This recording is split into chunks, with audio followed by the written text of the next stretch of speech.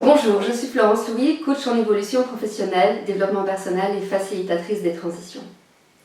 Dans cette vidéo, je vous propose d'aborder les points essentiels qui vont vous permettre de passer avec succès à une étape de vie supérieure.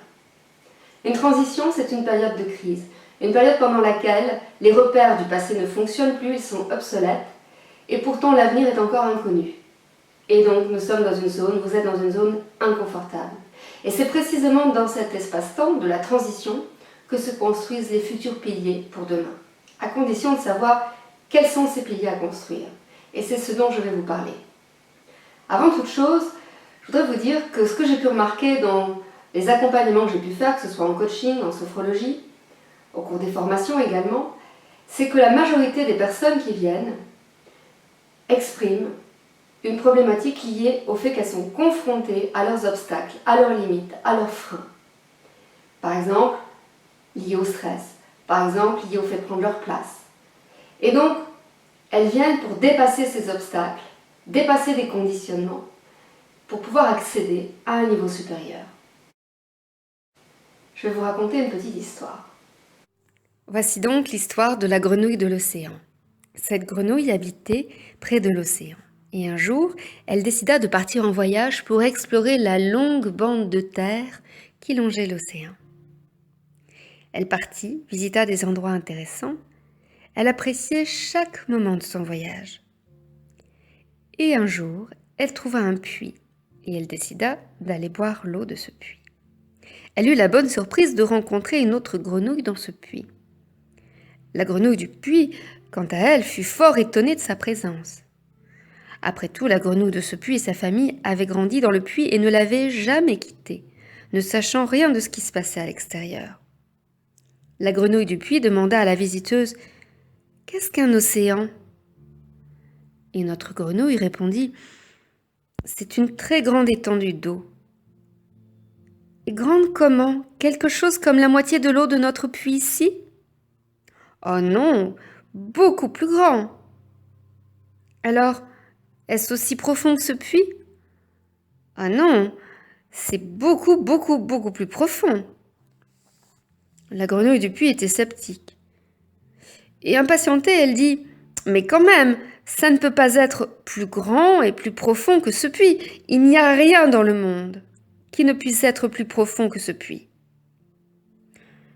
Je ne veux pas vous offenser, dit la grenouille de l'océan, mais c'est beaucoup plus grand et beaucoup plus profond que ce puits. » La grenouille de puits se mit en colère et répondit sèchement « Il n'y a rien de plus grand que ce puits. Vous dites des absurdités. Allez-vous-en d'ici. Vous me mettez en colère avec vos histoires d'océan. » Alors êtes-vous plutôt la grenouille de l'océan ou la grenouille du puits? Cette grenouille de l'océan, elle explose de vie.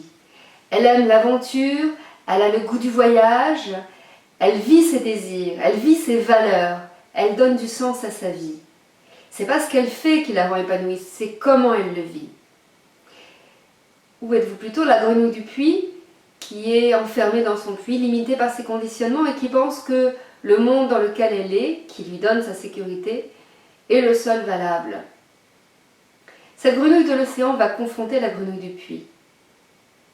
Et elle nous montre à quel point finalement les conditionnements, qui peuvent être aussi du coup des conditionnements ancestraux, familiaux, nous empêchent de vivre une vision supérieure de notre vie et d'explorer une façon d'être qui pourrait nous apporter beaucoup plus d'épanouissement. Alors la question c'est, osez-vous vivre votre vie? Quelle grenouille avez-vous envie d'être? Eh bien nous allons explorer les 6 points essentiels, les 6 questions fondamentales à se poser pour pouvoir vivre une vie plus épanouie, passer à un niveau plus de votre vie. Numéro 1, c'est connaître ses valeurs, connaître ce qui va faire du sens pour vous, connaître qu'est-ce qui est véritablement important pour vous, connaître votre système de valeurs, votre hiérarchie de valeurs, votre arbre de valeurs. Quand vous aurez identifié ces valeurs phares, ça va vous permettre d'avoir une vision claire de votre avenir. Et lorsque la vision claire de l'avenir est là, eh bien imaginez que c'est comme un jeu de fléchettes. Si vous voyez le jeu de fléchettes Dans le vague, vous allez évidemment avoir plus de chances de tirer à côté. En revanche, si vous voyez le jeu de fléchette de manière très précise et que vous voyez le centre de manière très précise, que c'est là que vous voulez mettre la flèche, eh bien vous avez beaucoup plus de chances de l'atteindre. Le deuxième point, c'est de savoir se ressourcer, c'est-à-dire de revenir à la source, de revenir à vous, de revenir à votre être, de revenir à l'essentiel, c'est-à-dire être en phase avec la connaissance de vos besoins et savoir y répondre par vous-même, développer cette autonomie de soi. Et cette source reconnectée vous permet de vous abreuver et d'avoir tout le temps l'énergie suffisante pour pouvoir avancer.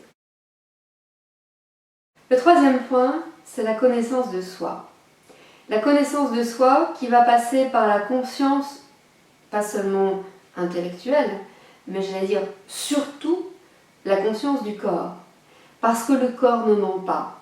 Le mental peut vous raconter plein d'histoires avec une imagination extraordinaire et débordante. Par contre, le corps vous dira précisément s'il y a un problème quelque part. Si par exemple vous tombez dans les orties, vous pouvez très bien vous dire mentalement que les orties n'existent pas. Vous allez sentir des picotements, des démangeaisons sur votre corps qui ne vous trahiront pas. Connais-toi et tu connaîtras le monde passe par la conscience de son corps, la conscience de son émotionnel, la conscience de ses fonctionnements mentaux, de ses pensées. Et tout cela vous permettra d'identifier notamment quelles sont ses racines. Et du coup, ça nous amène au quatrième point, c'est-à-dire identifier votre package, votre bagage transgénérationnel qui a fondé les conditionnements que vous portez aujourd'hui et qui vous impactent dans votre vie. Les conditionnements qui sont favorables à votre développement, c'est très bien. Ceux qui, par contre, vous empêchent de vous développer tel que vous aimeriez le faire, alors à ce moment-là, il est nécessaire de travailler dessus. Non pas pour rejeter, non pas pour exprimer la colère vis-à-vis de ceux qui vous l'ont transmis dans vos familles, dans vos ancêtres. Au contraire, pour les remercier et pour vous amener à ce processus de conscientisation qui va vous permettre de vous libérer et peut-être même aussi de les libérer. Le cinquième point, c'est d'avoir confiance en soi. Et donc de développer cette confiance en soi, cette estime de soi, de vous donner de la valeur. Et là aussi, eh bien, nous ne sommes pas tous égaux parce qu'on n'a pas tous reçu ça quand nous étions enfants. Ceux qui l'ont reçu, c'est un bien précieux. Et ceux qui ne l'ont pas reçu, eh bien, il leur appartient de le construire. Et ça se construit, ça se développe. Et ça vous permettra du coup de pouvoir beaucoup plus facilement ancrer votre stabilité, ancrer votre sécurité physique, matérielle, émotionnelle, etc.